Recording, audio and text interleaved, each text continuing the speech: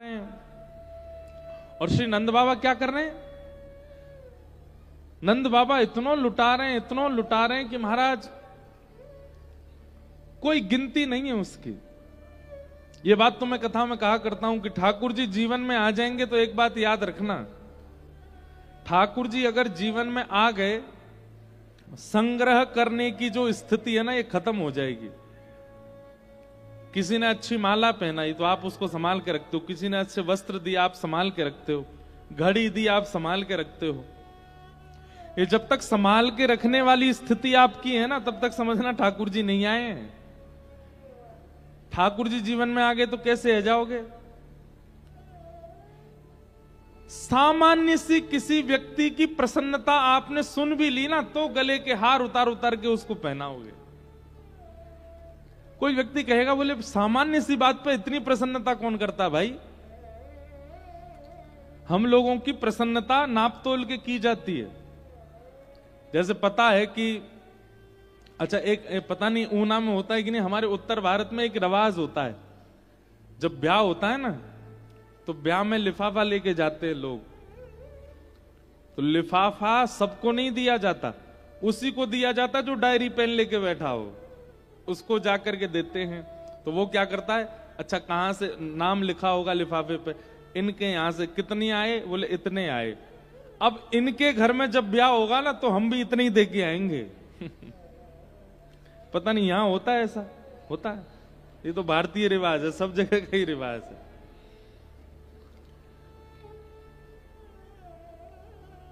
एक बार कहीं ब्याह था तो मैं ज्यादा ले जा रहा था, तो हमारे घर के एक सदस्य बोले, भाई इतना क्यों ले जा रहे हो? मैंने कि ठीक है, हमारे अच्छे मित्र हैं। नहीं नहीं, देखो डायरी में ये जब आए थे हमारे यहाँ इन्होंने इतना ही दिया था, इतना ही दो। तो ये भी एक अद्भुत रिवाज है। ब्याह शादियों के समय बड़े अच्छे अच्छे ऐसे ऐसे रिवाज सुनने को मिलते हैं, दूर दूर तक देखे नहीं। अगर आप कोई महंगा गिफ्ट ले जा रहे हो तो घर के बड़े लोग रोके, कितने का है? 5,000 का। उनने जो दिया था वो 2,500 का ही था, उतने का ही दे के आओ, इससे ज्यादा का नहीं।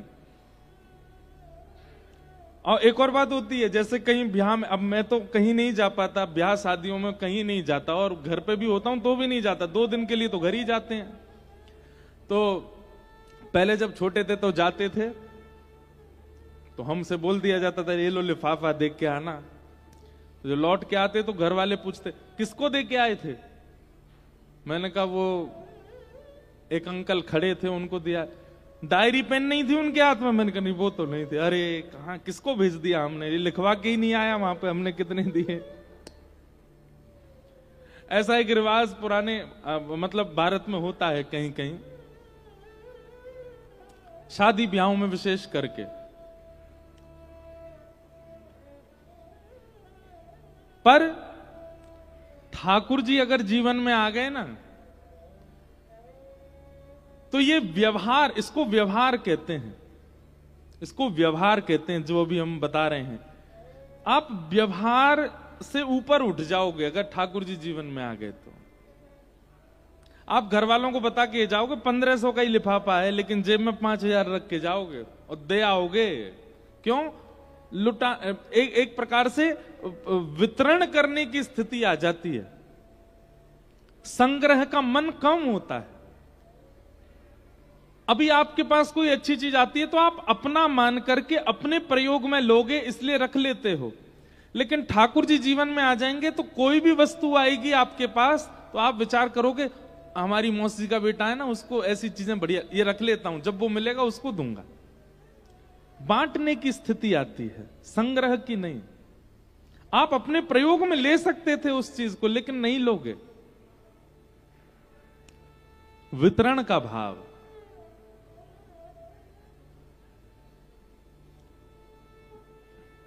संग्रहित नहीं। कितनों को देखा, स्वामी श्री हरिदास जी का चरित्र सुनो, हितरवंश महाप्रभु का चरित्र सुनो, सूरदास जी का चरित्र सुनो, कुम्मन दास जी का चरित्र सुनो। सीधी बात है, जिसके पास परम निधि आ गई उसको संसार की छोटी मोटी निधियों से कोई फर्क नहीं पड़ेगा, फिर वो उनके संग्रह में जाएगा ही नहीं। केवल एक चीज की संभाल करोगे फिर, और वो है भजन, वो है कथा, वो है सत्संग, उसको संभालोगे। बाकी उसके अलावा जो कुछ भी है वो दूसरों को ही बांटोगे, रखोगे नहीं। तो नंद बाबा का अटारी पर चढ़ करके ब्रजवासियों को लुटाना इस बात का द्योतक है कि ठाकुर जी जीवन में आ गए तो आप भी छत पर चढ़ जाओगे, सब लुटाए दोगे, कछु नहीं रखोगे। ले जाओ भैया, सब ले जाओ, हमें कुछ नहीं चाहिए, हमारे तो केवल गोपाल जी हमारे पास रहे। हम ऐसे ऐसे संतों के दर्शन करने जाते हैं, कई बार तो मैं नाम नहीं बताता क्योंकि संकेत भी कर देते हैं तो लोग बाग खोज लेते हैं।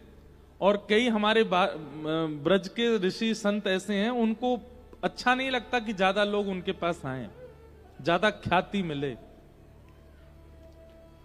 एक महापुरुष हैं, उनका मैंने दर्शन किया, वो भी 56 भोग बनाते हैं प्रतिदिन। प्रतिदिन 56 भोग अपने हाथ से बनाते हैं अपने ठाकुर जी की सेवा में, और ठाकुर जी को निवेदित करने के बाद जितना भोग आता है वो सब बंटवा देते हैं उस गांव में जिसमें वो रहते हैं। एक एक वस्तु, और स्वयं क्या पाते हैं पता है? बगल के घर में घिया की सब्जी और सूखी रोटी बनेगी, वो पाते हैं स्वयं। एक बार मैंने कि बाबा आपको कोलेस्ट्रॉल है, आपको शुगर है, कोई दिक्कत है, आप क्यों नहीं पाते? आप इतनी बढ़िया कचौड़ी बनाते हैं, पकौड़ी बनाते हैं, पूड़ी बनाते हैं, सब्जी बनाते हैं, मिष्ठान बनाते हैं, सब बांट देते हैं, स्वयं नहीं पाते। अरे लाला तू ना जाने, या जीव या लूली बाई पे भरोसा ना है मोए। कौन? लूली बाई। लूली बाई कौन है? जीव। सबसे खतरनाक हमारे शरीर में बिना हड्डी की लूली बाई। बोले यहाँ पे भरोसा ना है मोए, काउदना ज्यादा रस की अधीन है गई, सबरो भजन धरो रह जाएगो। और बनाते क्यों इतना पकवान? बोले मेरे ठाकुर जी को सुख रहे, उनको सुख मिले, और सुख बना करके इतना खर्चा करके सब में बांट देते हैं, स्वयं नहीं पाते। और पता है जब वो किसी को देते हैं ना, तो हर किसी को नहीं देते प्रसाद। जैसे आप गए दर्शन करने, तो आपको बुलाएंगे, इधर आओ, हाथ आगे करो, थोड़ा सा प्रसाद देंगे। ये भी एक अद्भुत बात है, थोड़ा सा प्रसाद देंगे और प्रसाद देंगे, पाओ। जैसे ही आप पाओगे, पाने के बाद अगर आपने ऐसा बोला बाबा अच्छो बनो है, फिर प्रसाद नहीं देंगे, बोले भग जाए आते, अब ना मिलोगे तो है। ये भी एक तरीका है उनका। आपने जैसे ही उनको पवा दिया, जैसे ही आपको उन्होंने प्रसाद दिया, और आपने पाकर के अगर ये बोला बाबा ऐसा लग रहा है श्री जी ने अपने अधरामृत मिश्रित कर दिया या मैं, या फिर आपने ऐसा कहा कि बाबा आपकी प्रसादी ठाकुर जी ने स्वीकार कर ली, या फिर आपने ऐसा कहा बाबा आपको प्रसाद ठाकुर जी पाकर के आनंदित में है गए होंगे आज, तो आपको प्रसाद मिलेगा, नहीं तो नहीं मिलेगा। आपने अगर ये कहीं अच्छा बनाए तो वो ये कहेंगे कि तुम अपनी जीवा से पूछ रहे हो, तेरी जीव तो थोड़ी पूछ रहा हूं मैं, तू पाके ये बता श्री जी ने भोग लगाए हो कि नहीं आपको। अगर आपने ये बता दी तो आपको प्रसाद मिलेगा। गिने चुने लोग हैं, उन्हीं को ही प्रसाद देते हैं। कोई नया आ जाए तो उसको थोड़ा दे के पूछते हैं, पाओ, और पाने के बाद आप जो बोलोगे उस पे निर्धारित होगा कि आपको प्रसाद मिलेगा कि नहीं। ऐसे बाबा अद्भुत है भैया। ठाकुर जी जीवन में आ गए तो एक बात हमारी बहुत ध्यान से सुन लियो, दुनिया आपको एक नाम से प्रसिद्ध कर देगी, और वो है पागल। क्यों? क्योंकि संसार के जैसे व्यवहार हैं वो आपसे निभ नहीं पाएंगे, फिर आप एक अलग स्थिति में चले जाओगे।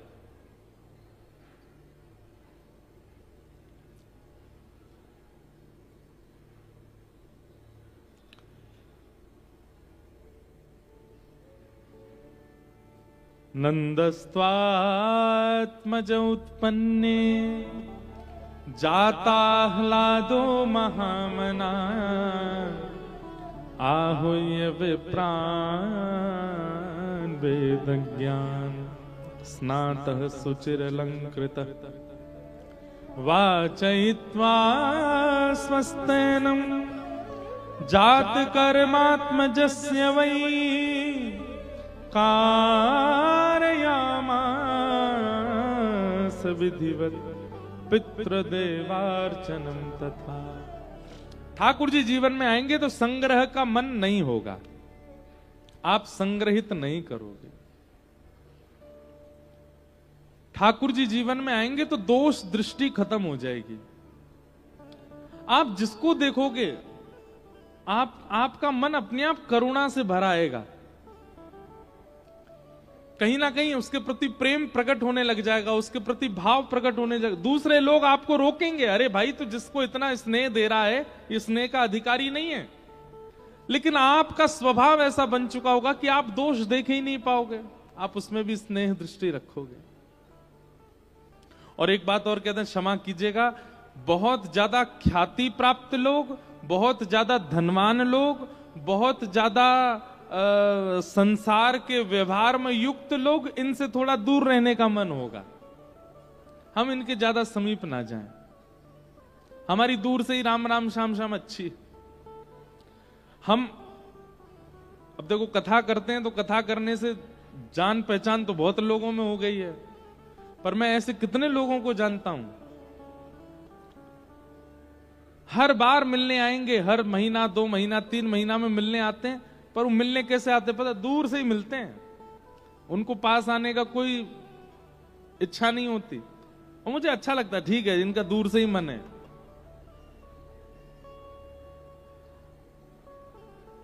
पास आके मिलने वाले बुरा ना माने, पर कई लोग दूर से ही राजी रहते हैं। और एक बात ये स्पष्ट है कि सम्मान स्नेह हमको दर्शनार्थियों में ही खड़े रखा जाता है,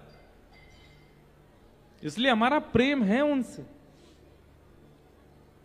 ठाकुर जी जीवन में आएंगे तो ये स्वाभाविक बन जाएगा कि आपको किसी के भी बहुत समीप जाने की इच्छा नहीं होगी, बस देख करके सुन करके उसी में ही राजी रहोगे। और विशेष रूप से ख्याति प्राप्त लोगों से तो दूर ही रहोगे। ठाकुर जी जीवन में आए तो ऐसा होगा, संग्रह की स्थिति नहीं होगी, सबसे थोड़ी दूरी रखने का स्नेह पूरा है, प्रेम इतना है चित्त में कि महाराज अगर प्रकट कर दें तो सामने वाला डूब जाए उस प्रेम में, लेकिन दूर ही रहोगे। बस्ती छोड़ एकांत बैठावे, बातन सो घबराही, ऐसो दुख दीजो ही माही। ठाकुर जी जीवन में आए तो ऐसा होगा। नंद बाबा आनंद कर रहे हैं, सबको बांट रहे हैं, लुटा रहे हैं। 6 दिन के ठाकुर जी हुए, पूतना नाम की राक्षसी आई। ना जाने कितने बालकों को अपने पयोधर का विष पिला करके मृत्यु देती हुई पूतना आई। जैसे ही गोकुल में आगमन हुआ, सब नाच रहे हैं, नंद घर आनंद भयो, जय कन्हैया लाल की, सब आनंद कर रहे हैं। लेकिन पूतना के आते ही उसके रूप को देख के, उसके सौंदर्य को, उसके स्वभाव के प्रति सब आकृष्ट होते चले गए, आकर्षित हो गए।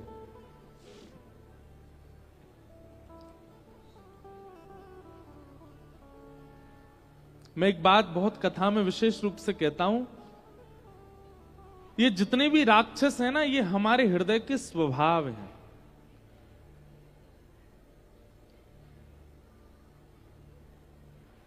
हमारे हृदय में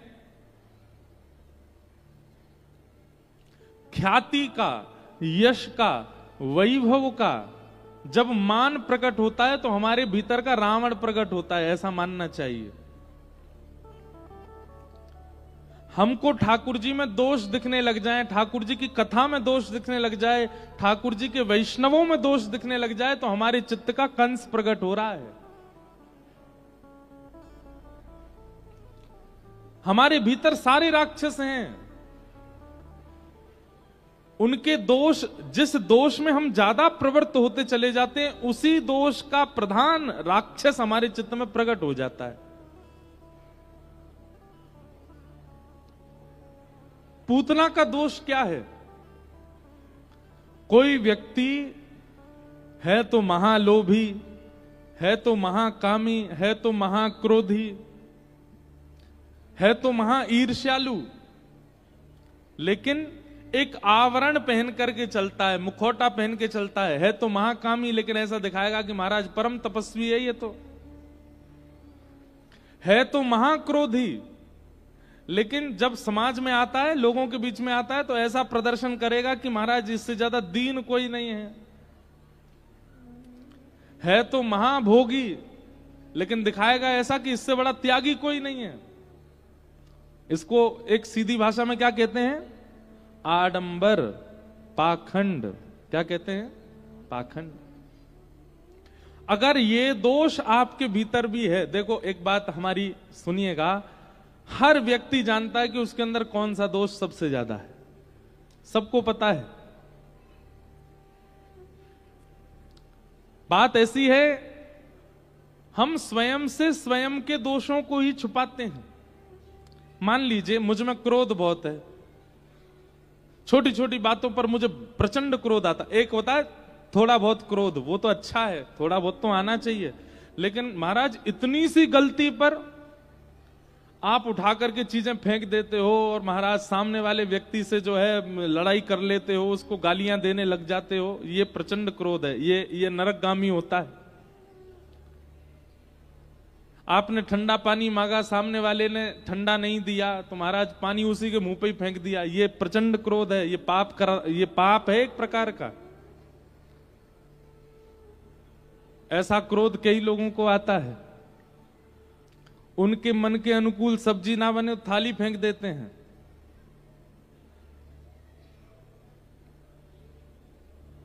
अच्छा, एक क्रोधी हमने देखे उनको जब क्रोध आता है तो क्या करते पता है? वो स्वयं को ही मारते हैं। एक महापुरुष देखे, जब उनको क्रोध आता है तो वो स्वयं को ही पीटने लग जाते हैं। लेकिन उनको देख के हमको लगा कि चलो इनके संग वाले तो बच जाते हैं, वो नहीं पिटते, खुद ही पीट लेते हैं खुद को। लेकिन ये सब प्रचंड क्रोध हैं। और एक बात लिख लीजिएगा, प्रचंड क्रोध नरकगामी होता है, नरक ले जाएगा आपको। अत्यंत कोप, कटुका च वाणी, दरिद्रताम च स्वजनेषु वैरम, नीच प्रसंग, कुलहीन सेवा, चिन्हानि देनहे नरकम गतानाम। ये 6 चिन्ह यदि आपके अंदर हैं तो आपको नरक जाने से कोई नहीं रोक सकता। अत्यंत कोप, पहली बात, भयंकर गुस्सा। दूसरी बात, कटुकाच वाणी। कई लोग होते हैं वो बात बात पर गाली दे के ही बोलते हैं, बिना गाली के उनके शब्द ही नहीं निकलते। दरिद्रतामच, जो दरिद्र हैं, तीसरा लक्षण दरिद्रता का मतलब जितना मिला है उतने में प्रसन्न नहीं है। ये भी हमारा हो जाए, वो भी हमारा हो जाए, इसके पास जो है ये भी मुझे मिल जाए। इस प्रकार की दरिद्रता जो रखते हैं, जो संतोषी नहीं होते, उनको भी नरक जाना पड़ता है। जितना मिल रहा है उसमें संतोष रहो, परिश्रम करो, उस परिश्रम से फिर जो मिले उसमें संतोष रहो, पर बिना परिश्रम के असंतुष्ट रहना सदैव, ये दरिद्रता का लक्षण है, ये पाप है। अत्यंत कोप, कटुकाच वाणी, दरिद्रताम च, और चौथा आया स्वजनेषु वैरम। आपके भले चाहने वालों से आप बैर करने लग जाओ। जैसे कई बार ऐसा होता है कि कई लोग हैं वो आपकी प्रशंसा कम करते हैं, आपके मुंह पे आपकी बुराइयां कर देते हैं, आपको संभालने के लिए आपके दोष गिना देते हैं। देखो सब चीज अच्छी है लेकिन तुम ये काम गलत करते हो, तुम ये चीज गलत खाते हो, तुम ऐसा गलत पहनते हो। आपके शुभ चिंतकों को, जो आपके अच्छा भलाई सोचते हैं, उनसे आप बैर मानने लग जाओ, यह भी एक प्रकार का पाप है। स्वजनेषु वैरम, अपने शुभ चिंतकों को अपना शत्रु मानना। नीच प्रसंग, मदिरा पान करने वाले, मांस भक्षण करने वाले, दुराचार करने वाले, परस्त्री गमन करने वाले, ऐसे लोगों का संग, यह भी नरकगामी होता है। और अंतिम बताया कुलहीन सेवा, जो माता पिता को त्याग चुका है, जो माता पिता से बैर करता है, ऐसे व्यक्ति की सेवा करना। माता पिता को त्याग चुका है मतलब कोई संत नहीं, कोई ऋषि नहीं, कोई महापुरुष नहीं, कोई विरक्त नहीं। अपने भोग विलास के चक्कर में, अपने क्रोध के अधीन होकर के, संसारी विषयों को भोगते भोगते जिसने अपने माता पिता का परित्याग कर दिया है, उसकी आप सेवा करते हो तो भी नरक जाना पड़ेगा। ये 6 चिन्ह हैं नरक जाने वालों के। इसमें सबसे पहला है भयंकर गुस्सा। जिन लोगों को छोटी छोटी बात पर क्रोध आता है,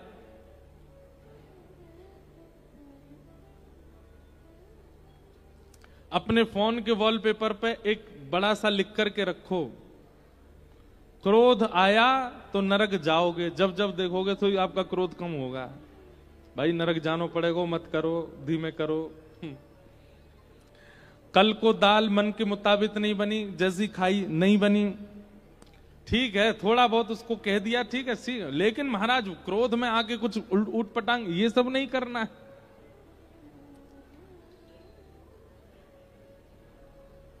तो पूतना का स्वरूप क्या है कि आप हैं तो कुछ पर दिखाते हैं कुछ,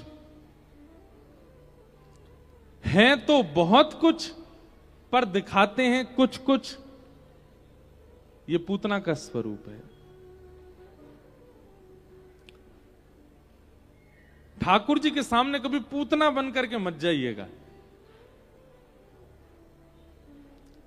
पूतना का स्वरूप है राक्षस का, लेकिन वो बन करके जाती है लक्ष्मी ठाकुर जी के आगे, इसलिए ठाकुर जी उसको देखते नहीं है, ठाकुर जी उसके ऊपर दृष्टि डालते नहीं है। पूतना मत बनिएगा। आप अगर नाम जप नहीं करते तो स्वीकार करो नहीं करते। आप क्रोधी हो तो स्वीकार करो आप क्रोधी हो। आपके चित्त में ईर्ष्या है, ठाकुर जी के आगे स्वीकार करो, उससे मुझको ईर्ष्या होती है, नाथ कृपा करो मेरी ईर्ष्या घटाओ। और एक बात हम आपसे एक सूत्र बताएं।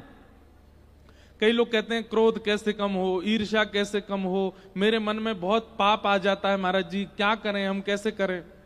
हमारी बात बहुत ध्यान से सुनिएगा। सिर दर्द की दवाई रोज नहीं खाई जाती। कब खाई जाती है? जब सर दर्द हो तभी खाई जाती है। नाम जप रोज किया जाता है क्योंकि वो रसायन है। एक होती है औषधि और एक होता है रसायन।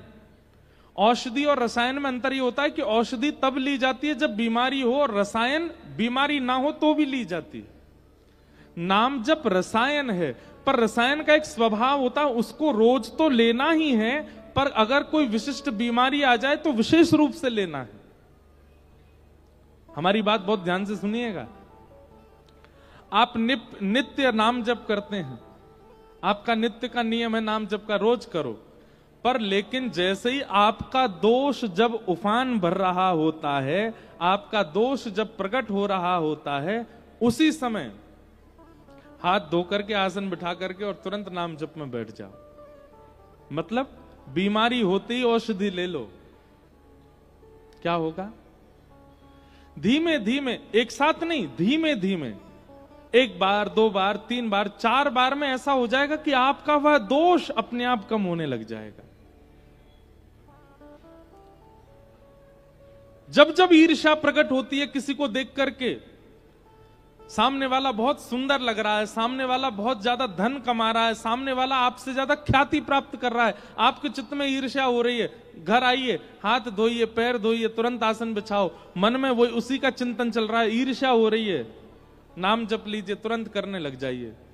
और नाम जप कैसे करना चाहिए? केवल नाम नहीं बोलना चाहिए, जिस नाम को आप बोल रहे हैं उसका चिंतन होना चाहिए। हरे कृष्ण कृष्ण कृष्ण हरे हरे, हरे राम राम राम हरे हरे। जब महामंत्र का उच्चारण करें तो हरे कृष्ण बोलते समय आपके चित्त में श्री कृष्ण की भिन्न भिन्न झांकियां आनी चाहिए।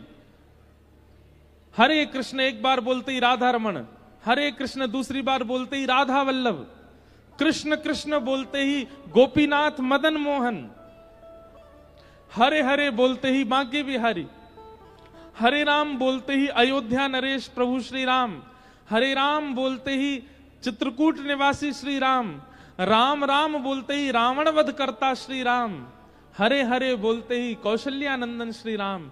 ऐसा चिंतन के साथ जब आप नाम जप करेंगे, वो नाम जप आपके उस दोष को घटा देगा। आप 1 महीने में ही अंतर देख लेंगे, आपका क्रोध घट गया, आपका काम घट गया, आपका लोभ घट गया, आपकी ईर्ष्या घट गई। जो दोष आपके चित्त में बहुत सहजता से प्रकट होता था, अब वो घटने लगा है। ये नाम जप का प्रभाव होता है। उसको नित्य तो करना ही है, पर विशेष रूप से जब आपके ऊपर दोष का आक्रमण हो रहा हो, तब विशेष नाम जप करो।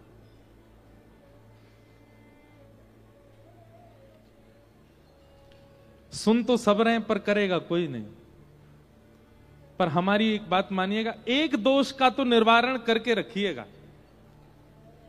आज ही कथा के बाद अपना एक दोष लिखिए। कौन सा दोष है आपके अंदर जो सबसे प्रचंड है? आप सब जानते हैं अपने आप को। हम कहते हैं कथा में कि मानव को 2 लोग ही जानते हैं, या तो भगवान या वो खुद, तीसरा कोई नहीं जानता उसको। इसलिए अपने किसी प्रचंड दोष को, प्रचंड मतलब भयानक दोष जो आपके अंदर कूट कूट के भरा हुआ है, आज उसको लिखिएगा और आज से ही प्रयास कीजिए, अब मुझे इसको घटाना है। इसकी मात्रा मेरे अंदर कितनी है? 100% है, पूरा पूरा है, बिल्कुल भी 1-8% कम नहीं है। लग जाइए आज से। जब जब ये प्रकट होगा, अगले 1 महीना 1.5 महीना तक, तब तब नाम जप करूंगा, चाहे रात्रि 2 बजे ही क्यों ना हो। अगर 2 बजे भी आपका दोष प्रकट हो रहा है, तुरंत आलस्य छोड़िए, हाथ मुंह धोइए, तुरंत नाम स्मरण में बैठ जाइए।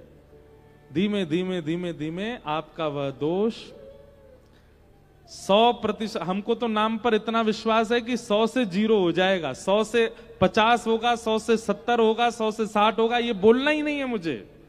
हम तो व्यास मंच से कहेंगे 100 से सीधा 0 होगा। नाम जप का ये प्रभाव है।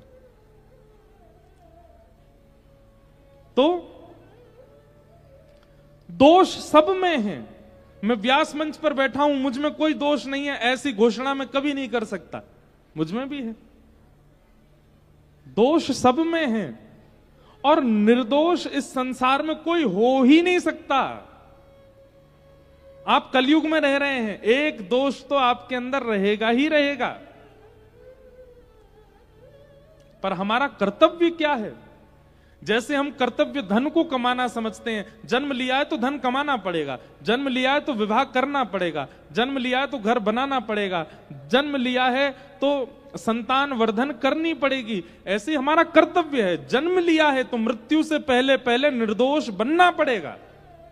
सारे दोष नष्ट होने चाहिए हमारे, ये कर्तव्य है हमारा।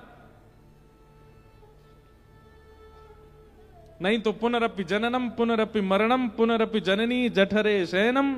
आद्य गुरु शंकराचार्य कहते हैं फिर जन्म लो, फिर से कर्म करो, फिर से। कितने थक जाते हैं हम। इसलिए हमारी आपसे प्रार्थना है, आप यदि कथा में आए हो, आप यदि सत्संग में बैठे हो, आप यदि संतों के दर्शन कर रहे हो, आप यदि वृंदावन जा रहे हो, तो इसका मतलब आप चुने गए हो करोड़ों खरबों लोगों में कि भाई तुम अपना परिवर्तन करो। उसके बाद भी अगर हमारी चिंता नहीं बढ़ रही है दोषों के प्रति, कोई बात नहीं, पर नियम से नाम जप रोज कीजिए। पर हम विशेष कहेंगे, विशेष तब कीजिए जब आपका दोष प्रकट होता है।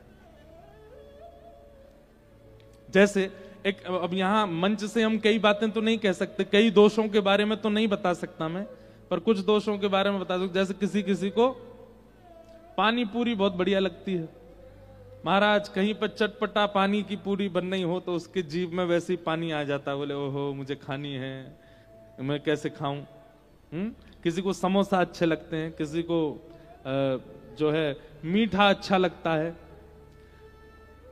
इसी पे ही प्रयास करके देख लो, जब जब इच्छा प्रकट हो जिह्वा में, तब तब नाम जप प्रकट कर दो, नाम जप करने लग जाओ। पानी पूरी खाने की इच्छा हो रही है, आप नाम जप में बैठ जाओ, आप थोड़ी देर में देखेंगे कि आपकी इच्छा समाप्त हो जाएगी। और फिर आपके सामने प्रस्तुत भी अगर कर दिया जाएगा, लो पानी पूरी खाओ, आपको मन नहीं है अब नहीं खाना, ये इस प्रकार से आपकी इच्छाएं समाप्त होंगी, आपके दोष समाप्त होंगे। नाम जप। तो पूतना का दोष क्या है? वो जितनी बुरी है, वो जितनी राक्षसी है, वो जितने दोषों से युक्त है, सब पर आवरण चढ़ा करके गई है। अपने आप को बहुत अच्छा दिखा रही है, सुधरा हुआ दिखा रही है, सुंदर दिखा रही है, गुणवान दिखा रही है। सब रीझ गए उससे, पर श्याम सुंदर नहीं रीझे। ये इस बात का प्रमाण है कि अगर कोई व्यक्ति अपने दोषों को ढकता है, यहां तक भी ठीक है, पर ढक करके अच्छा बनाकर, अच्छा दिखाने का प्रयास करता है, ठाकुर जी उससे प्रसन्न नहीं होते। ठाकुर जी उससे प्रसन्न नहीं होते। मीराबाई रूप बदल करके, मीराबाई जैसी थी वैसी ही रहती थी ठाकुर जी के सन्मुख। कहो तो कुसुमल साड़ी रंगावा, कहो तो भगवा भेष, कहो तो मोतियन मांग भरावा, कहो छटकावा केश। मीराबाई का अपना कोई स्वरूप नहीं है जिससे श्याम सुंदर रीझे, वो मेरा स्वरूप है। पूतना रूप बदल करके गई, कोई नहीं रीझा, सब रीझ गए, पर ठाकुर जी नहीं रीझे।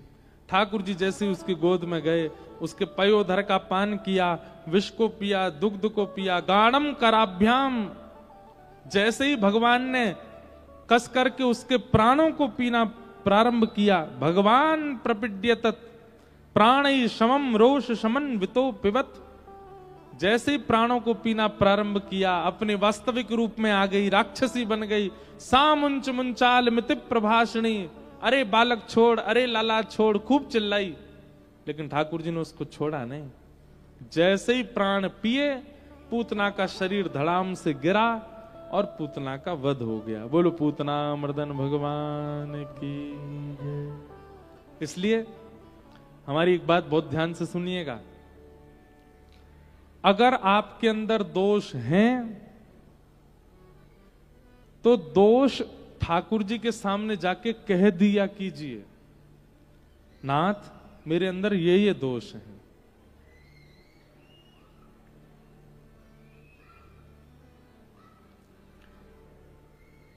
मेरे अंदर ये कमियां हैं नाथ, आप कृपा करके इनको शुद्ध कीजिए। अगर आप छुपा करके जाएंगे ठाकुर जी से, तो वो दोष और ज्यादा प्रचंड हो जाएगा, और ज्यादा प्रगाढ़ आपके चित्त में हो जाएगा। ठाकुर जी के सामने तो दोष प्रकट करते हुए जाओ, छुपा के नहीं। और अगर छुपाए भी हैं तो अच्छे बन करके मत जाओ। जैसे पूतना छुपा भी रही है और अच्छाई दिखा रही है, आडंबर बना करके जा रही है, ठाकुर जी को यह बिल्कुल प्रिय नहीं। भगवान ने पूतना का वध किया। 6 दिन के ठाकुर जी, जैसे ही पूतना गिरी, सब ब्रजवासी दौड़े दौड़े गए, अरे भैया जे कहा है गो, जे राक्षसी कहां ते आ गई, इतनी प्रचंड इतनी बड़ी राक्षसी कहां ते आई, लाला है ढूंढो, लाला कहां चलोगो। भीतर जाके देखी तो महाराज ठाकुर जी है ही नहीं। तभी कोई ने हल्ला किया, अरे जा राक्षसी के ऊपर पड़ो है हमारो लाला। ऊपर चढ़ के देखी तो महाराज ठाकुर जी उसके वक्ष पर बैठे थे, लेटे थे। ब्रजवासियों ने जाके ठाकुर जी उतारे, दौड़ करके गौशाला गए, गौमूत्रेण स्नापित्वा, गौमूत्र से स्नान कराया ठाकुर जी को। पुनर्गौरज सार्भकम, ठाकुर जी के श्री अंग पर गौरज लगाई गई है। कभी कभी मेरे मन में भाव आता है, दुनिया के लोग इतने सारे प्रोडक्ट लगाते हैं अपने शरीर पर, हमारे ठाकुर जी के स्किन केयर रूटीन पता है क्या है? ठाकुर जी गौमूत्र से नहाते हैं और गौरज लगाते हैं जिससे आपको दुर्गंध आती है, जिसको देख करके सूंघ करके आप भागने लग जाते हो। हमारे ठाकुर जी उसमें सबसे ज्यादा आनंदित होते हैं। गैया से बहुत प्रेम है ठाकुर जी, और गाय की कोई भी सामग्री हो, सबको ठाकुर जी नित्य अपने।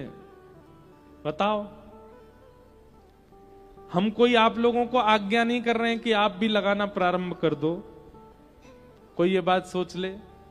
लेकिन हाँ एक बात कह रहे हैं, अगर ठाकुर जी जैसी श्रद्धा है गैया के प्रति, और उसके बाद अगर गौरज, गौमूत्र और गौ गोबर का आप प्रयोग करने लग जाओगे, तो वो आपके लिए अमृत बन जाएगा।